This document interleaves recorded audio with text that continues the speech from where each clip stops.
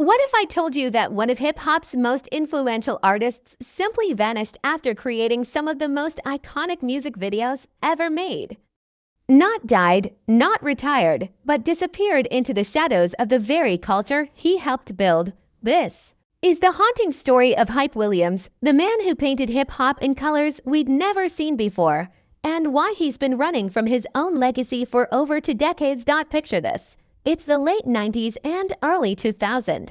MTV actually plays music videos. When a Hype Williams video comes on, everything stops. These weren't just music videos, they were fever dreams made real. Hyper-saturated colors that burned into your retina, camera angles that defied physics, and visuals so surreal they felt like glimpses into another dimension. Jay-Z looked like a king in a neon palace. Missy Elliott transformed into impossible shapes and sizes. Busta Rhymes became a cartoon character brought to life.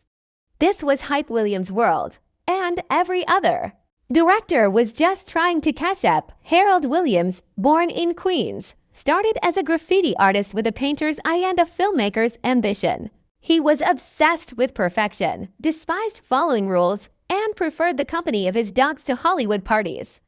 While other directors chased trends, Hype created them.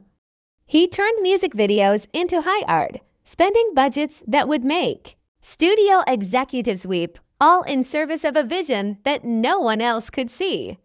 His videos didn't just promote songs, they became cultural monuments. But here's where our story takes a dark turn, because in August 2001, everything changed. Aaliyah, the princess of R&B, was in Miami working with Hype on what would become her final music video, Rock the Boat. The 22-year-old was at the peak of her career, beloved by fans and respected by peers. The shoot was going perfectly. 4 days in the Bahamas, crystal blue waters, and Aaliyah looking radiant as she performed against the Caribbean backdrop. Hype himself called it one of the most meaningful shoots of his entire career. Then came August 25th, a date that would shatter more than just one life.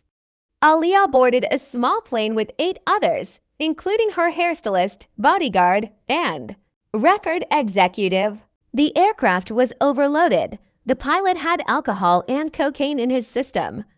Within moments of takeoff, the plane crashed, killing everyone on board. Aaliyah and 5 others died instantly. The remaining 3 succumbed to their injuries shortly after.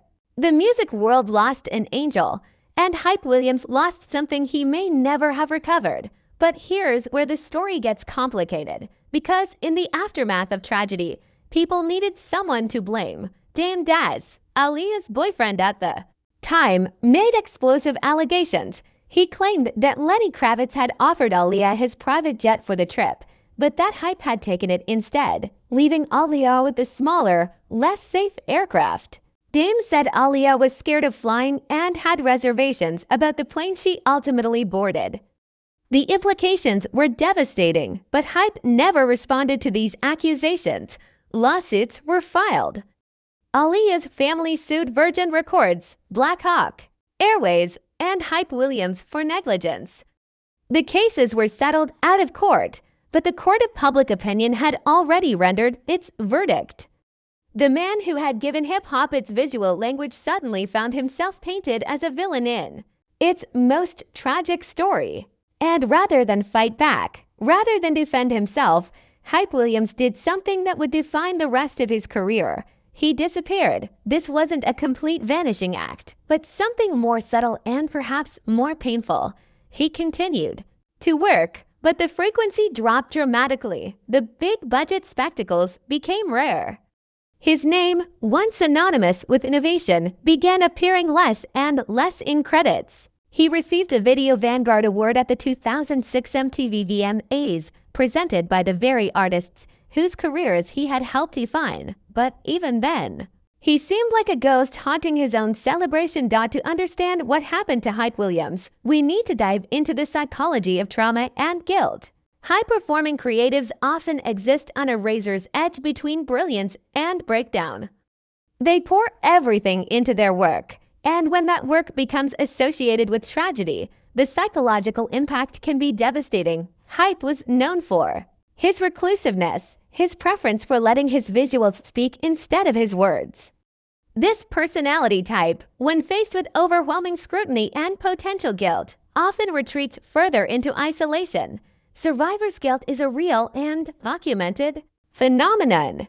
When someone survives a traumatic event that claims the lives of others, especially when they feel they might have played a role in the circumstances, the psychological burden can be crushing. Whether Hype actually took a safer plane meant for Aaliyah or not, the mere suggestion would be enough to create a wound that might never heal. Guilt, when left unaddressed, doesn't disappear. It metastasizes, eating away at creativity, confidence, and the will to create. The weight of legacy adds another layer to this tragedy.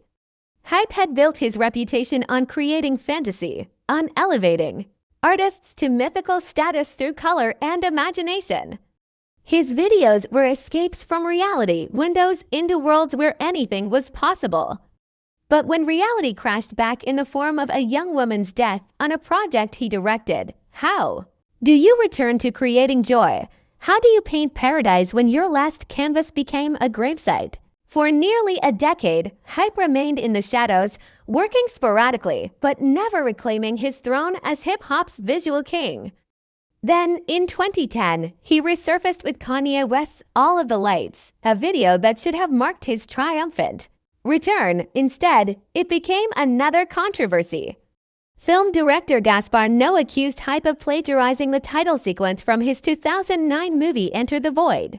Noé was particularly incensed that Hype had repeatedly credited himself throughout the video while copying another artist's work. The video was later re-edited after Epilepsy Foundations complained about dangerous flashing sequences. Once again, Hype's name was associated with problems rather than praise. The conspiracy theories began to multiply in online forums and social media. Users alleged that Hype knew the plane was overloaded but didn't stop the shoot. Others claimed he deliberately took the safer aircraft meant for Aaliyah. These accusations, whether true or false, created a narrative that followed him everywhere. His silence, which might have been a coping mechanism or simple privacy preference, was interpreted as admission of guilt by many fans. Today, if you look at Hype Williams' Instagram, you won't find behind-the-scenes shots from music video sets or celebrity collaborations. Instead, you'll see snowboarding content, quiet mountain landscapes, and the kind of personal passion projects that suggest a man who has found peace away from the spotlight. It's a stark contrast to the artist who once thrived on creating the most extravagant visuals in music history. The industry itself has changed dramatically since Hype's heyday. The massive budgets that once funded his elaborate productions have largely disappeared. Streaming platforms and social media have changed how music is consumed and promoted. TikTok trends matter more than MTV rotation. Many hit songs today don't even have traditional music videos, and when they do, they're often simple, low-budget affairs designed for quick social media consumption. But even as the industry evolved, Hype's past continued to haunt him. Every photo he posts online is met with comments demanding answers about Aaliyah's death. Every rare public appearance reignites the debate about his role in the tragedy. The internet doesn't allow for silence, and his refusal to address the accusations directly only seems to fuel more speculation and anger. This brings us to a larger truth about grief and how we process collective trauma. When we lose someone beloved, especially suddenly and tragically, we desperately need someone to blame. It's easier than accepting that sometimes, despite all our precautions and warnings, tragedy simply happens. The plane was overloaded, the pilot was impaired, safety protocols were ignored. These are the facts, but facts don't satisfy our need for someone to hold accountable. Aaliyah didn't want to board that plane.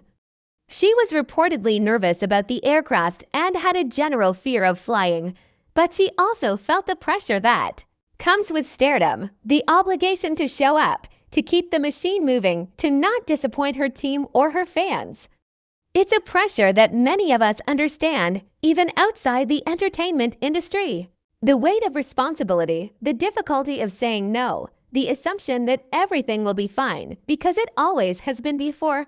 Perhaps Hype Williams has been grieving in the only way he knows how, by retreating behind his camera, finding solace in quieter projects, processing trauma through the lens that has always been his voice. Maybe his shift from hip-hop's grand stages to mountain slopes isn't about running from his past, but about finding a way to live with it. The man who once made artists larger than life might have learned that real life is fragile enough without the amplification. The hardest part about any tragedy is that it demands answers when there aren't any. We want to solve grief like a puzzle, thinking that if we can just find the right person to blame or the perfect explanation, we can make peace with the loss. But some things resist understanding. Some wounds don't heal cleanly. Some questions don't have satisfying answers.